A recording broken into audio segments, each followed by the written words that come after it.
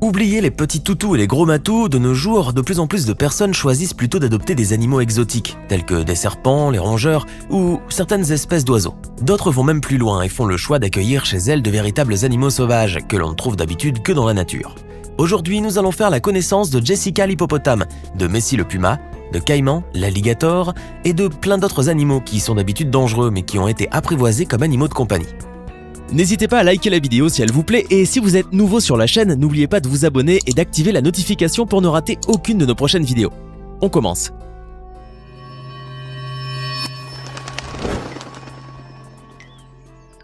Nobumitsu Murabayashi, un sexagénaire japonais originaire de Hiroshima, vit avec Caïman, un alligator qu'il a acheté il y a plus de 30 ans lors d'une foire aux animaux exotiques. L'animal vit avec cet homme à l'intérieur même de sa maison comme n'importe quel autre animal domestique. En dépit de tout, Caïman jouit de toute l'attention de son maître, qui veille sur son alimentation et prend soin de lui, comme nettoyer ses dents avec une petite brosse à dents. Caïman dispose également de son propre petit bassin à la maison où il peut passer un bon moment immergé dans l'eau. Cela ne l'empêche pas de causer quelques petits dégâts de temps à autre, comme lorsqu'il déchire de ses griffes le papier des portes coulissantes, mais cela n'effraie nullement son maître, qui trouve tous les comportements étonnants de son alligator parfaitement adorables. Au cours de toutes ces années passées ensemble, une belle complicité est née et dure encore entre Nobumitsu et ce grand reptile qui était minuscule à l'époque, mais qui mesure aujourd'hui plus de 2 mètres et pèse une cinquantaine de kilos. Il suffit de les voir se promener tous les deux dans la rue, au grand amusement des badauds, pour comprendre que Caïman est un alligator pas comme les autres. Docile, gentil et très câlin, l'animal se laisse facilement aborder par les enfants qui n'hésitent pas à monter sur son dos pour se prendre en photo avec lui. La durée de vie chez les alligators étant estimée généralement de 50 à 70 ans, on espère que M. Murabayashi vivra assez longtemps pour pouvoir s'occuper de lui. Cette hippopotame femelle vit avec une famille sud-africaine qu'il avait recueillie quelques heures seulement après sa naissance, en 2000. Cela est arrivé après que Jessica se soit échouée dans la Blythe River, devant la maison de Tony et Shirley Joubert, à la suite d'une grosse inondation. Le bébé hippopotame pesait 16 kg et mesurait environ 30 cm. Comme elle avait perdu sa mère dans les inondations, les Joubert la nourrirent avec une solution à base de crème et de jaune d'œuf qui ressemblait au colostrum. Depuis ce jour-là, l'animal est resté attaché à sa famille adoptive et ne l'a plus jamais quitté. Elle s'est adaptée aux humains ainsi qu'aux chiens des Joubert et en retour, ces derniers considèrent Jessica comme leur fille. Elle se promène librement dans leur maison et raffole du thé rooibos tiède et sucré dont elle peut boire 20 litres tous les jours. Jessica semble se plaire là où elle se trouve. En outre, les touristes qui visitent la région ont la possibilité de rencontrer l'hippopotame et de mieux faire sa connaissance. Ceux qui ont la chance de la voir peuvent ainsi la nourrir, lui donner le biberon et même la caresser. Jessica est également un animal célèbre dans le monde entier. Elle a fait l'objet de nombreux documentaires et reportages qui se sont intéressés à l'histoire de cet animal. De plus, elle a joué dans un film sud-africain. Tout le monde sait que les renards sont des animaux sauvages qu'il est impossible d'apprivoiser. En effet, ces canidés au magnifique pelage rouge sont des animaux sauvages et généralement farouches, c'est-à-dire qu'ils fuient l'homme. Mais Todd n'est pas un renard comme les autres. Ce gentil canidé doux et docile a été adopté par Emma Silva, une jeune anglaise, alors qu'il n'était âgé que de 4 mois. Apprivoisé dès son plus jeune âge, le petit canidé se comporte tout naturellement comme un chien. Il dort dans une niche et il aime jouer, remuer la queue et se faire dorloter par sa maîtresse. De plus, il se promène avec une laisse et cohabite avec d'autres espèces animales sans aucun problème. On a également remarqué que sa robe était bicolore, mais cela aurait un lien avec les changements physiologiques que cet animal aurait subis.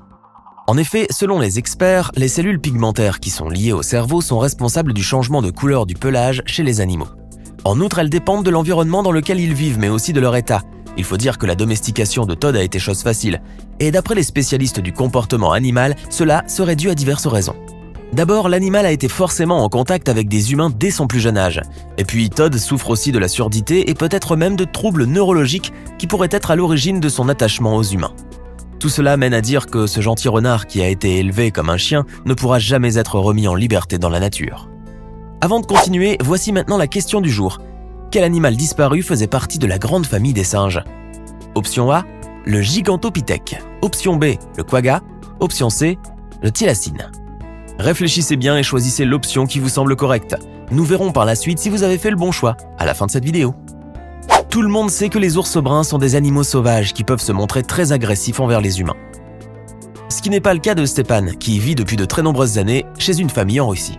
En 1993, Yuri et Svetlana Pantelinko sauvèrent cet ours brun qui était perdu dans une forêt alors qu'il était encore qu'un petit ourson âgé d'à peine 3 mois. Les Pantelinko prirent soin de lui, mais incapables de se détacher de lui par la suite et de le rendre dans la nature, ils décidèrent de l'apprivoiser.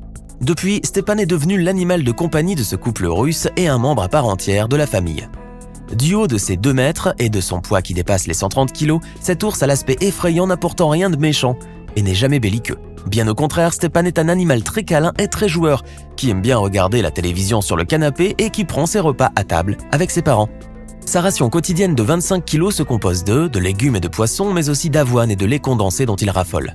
Bref, une peluche géante qui fait fondre de douceur tous ceux qui font sa connaissance de près ou de loin. Toujours en Russie, un couple a décidé d'apprivoiser un animal sauvage. Mais cette fois-ci, il s'agit non pas d'un ours, mais d'un puma appelé Messi. Ce puma, âgé d'environ 3 ans et demi et qui pèse un peu plus de 40 kg, a été récupéré d'un zoo pour vivre ensuite dans l'appartement d'Alexandre et de Maria Dmitriv. Le puma, à qui l'on a donné le nom du célèbre footballeur argentin Lionel Messi, est né dans le zoo de la ville de Saransk, avant d'être transféré au zoo d'Openza. Il avait 8 mois et se trouvait dans un mauvais état de santé lorsqu'il a été repéré par Alexandre et Maria. Ces derniers ont tout de suite eu le coup de foudre pour le petit animal et après mûre réflexion, les 2 époux ont fini par racheter le petit félin au zoo qui ne refusa pas leur demande.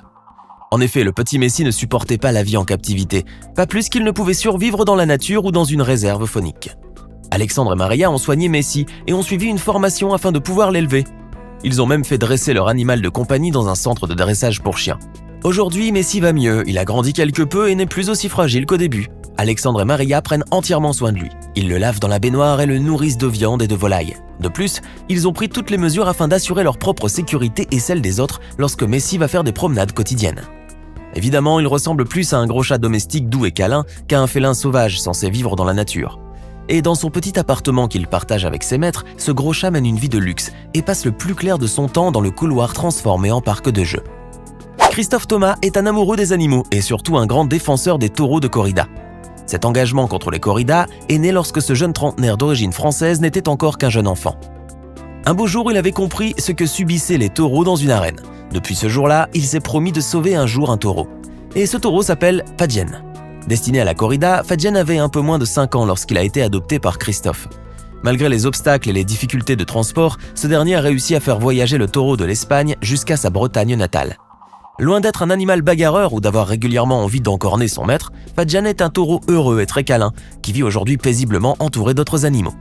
En outre, Christophe poursuit son combat en sensibilisant l'opinion publique et en continuant à sauver des taureaux de corrida. En 2018, son association, l'association Fadjen, accueillait 6 taureaux. On ne peut que lui souhaiter bonne chance. Au Nigeria, dans les rues de Lagos, la capitale, il est parfois possible de voir des hommes se promener et parader avec des hyènes. Ces créatures sauvages et peu communes sont connues pour leur férocité, ce qui n'en fait pas un bon choix d'animal de compagnie. Pourtant, ces hyènes-là semblent loin d'être agressives. En les voyant sur quelques clichés, on peut remarquer qu'il existe même une relation étrange et inimaginable entre ces animaux et leurs maîtres, qui les font parader dans les spectacles qu'ils présentent. Plus que cela, on peut dire qu'il s'agit d'une relation gagnant-gagnant, où l'on ne peut plus se passer de l'autre. En effet, ces hommes dépendent de ces hyènes pour présenter leur spectacle, et les animaux semblent bien heureux aux côtés de ces hommes qui prennent soin d'eux en les nourrissant. Il serait donc inconcevable de les voir retourner à leur vie sauvage dans la nature. Le monde a commencé à s'intéresser à ces hommes hyènes et à leurs animaux de compagnie depuis qu'ils ont été photographiés en 2003 par un jeune photographe sud-africain. Il convient de dire que ces clichés montrant des hommes en compagnie de ces animaux inhabituels ont suscité une grande curiosité. C'était 7 animaux dangereux que des personnes ont eu le courage de prendre comme animaux de compagnie. À propos, dites-moi, si vous pouviez vous aussi apprivoiser un animal dangereux ou sauvage, lequel choisiriez-vous ? Laissez-nous votre réponse dans les commentaires. Et enfin, la bonne réponse à la question du jour est l'option A. Le Gigantopithèque est un singe qui a disparu de terre il y a 1 million d'années. D'après les estimations des scientifiques, il mesurait de 2 à 3 mètres de haut et pouvait peser jusqu'à 500 kg, ce qui en fait le plus grand singe qui ait existé sur Terre. Un vrai King Kong. Ce n'est pas fini. Envie d'en voir plus ? Regardez tout de suite une vidéo insolite, pleine de séquences incroyables et de découvertes inégalables sur la chaîne Eureka. Eureka est une chaîne consacrée aux listes insolites qui publie plusieurs fois par semaine des vidéos incroyables sur des sujets inédits. Cliquez tout de suite sur Eureka et découvrez maintenant la toute dernière vidéo de la chaîne. À demain!